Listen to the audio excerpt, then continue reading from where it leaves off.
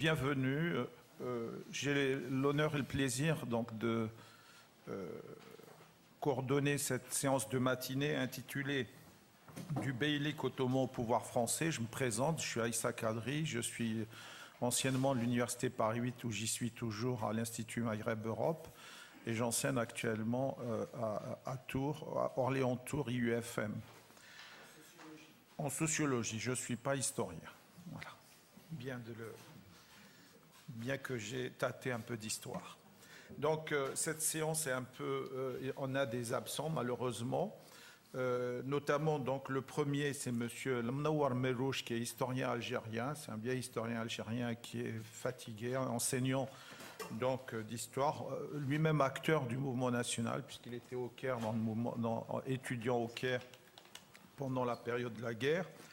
Et donc, on m'a demandé de lire le résumé de sa communication. Alors, sa communication est intitulée « Difficulté d'une histoire critique de la période ottomane ».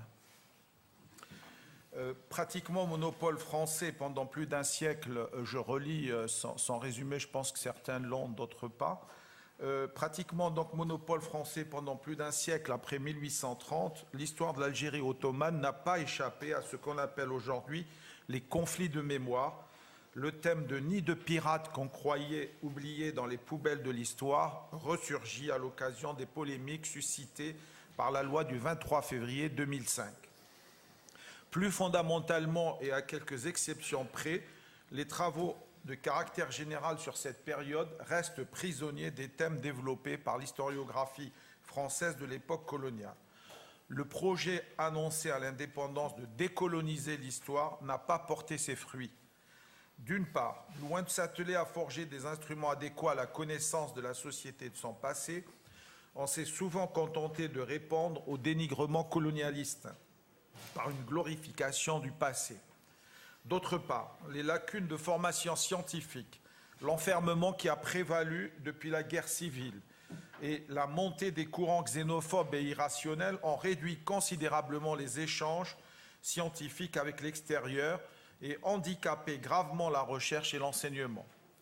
Certes, on doit nuancer ce constat, car quelques chercheurs novateurs ont continué à résister dans des conditions particulièrement éprouvantes. Il faut aussi saluer la parution à l'étranger, particulièrement en France, de quelques ouvrages intéressants pour cette période, même s'ils traitent généralement de sujets étroits ou relatifs aux Européens qui vivaient en Algérie, renégats, esclaves, marchands européens. Décoloniser l'histoire doit se comprendre comme un effort de sortir de certaines visions étriquées de l'époque coloniale et des effets qu'elles entraînent. Toute société doit s'approprier son histoire et porter un regard autonome et de l'intérieur sur son passé. Cette appropriation nécessaire serait un terrible appauvrissement, une grave régression si elle récusait l'échange enrichissant avec l'extérieur et en particulier l'apport combien précieux de chercheurs et de penseurs étrangers libérés de cette maladie universelle qu'est l'ethnocentrisme. Il est vrai que le monopole colonial français sur l'histoire de l'Algérie continue à marquer de ses empreintes parfois négatives la recherche sur la période ottomane. Par exemple, on répète partout depuis plus d'un siècle que l'Algérie de cette époque a connu 4 systèmes successifs, les Berlebey puis les Pachas.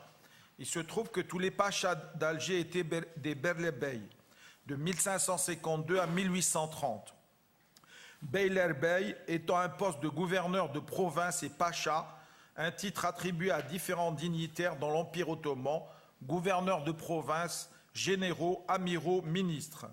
Il n'y a pas d'équivoque ni de sujet de contestation là-dessus. Tous les documents officiels ottomans le prouvent, et les ottomanistes le savent bien. Mais les auteurs d'ouvrages français les plus connus et les plus influents sur l'Algérie sous la domination turque ne connaissaient ni l'arabe ni le turc ottoman. Le thème du conflit permanent pour le pouvoir entre janissaires et corsaires a été critiqué récemment, mais reste largement dominant dans les écrits de langue française. D'autres idées reçues sur l'immobilisme des secteurs économiques et sociaux, monnaie, prix, salaire, système de propriété, ont fait l'objet de quelques critiques dont l'écho reste limité. Voilà résumé donc la communication du professeur Noor Merouche.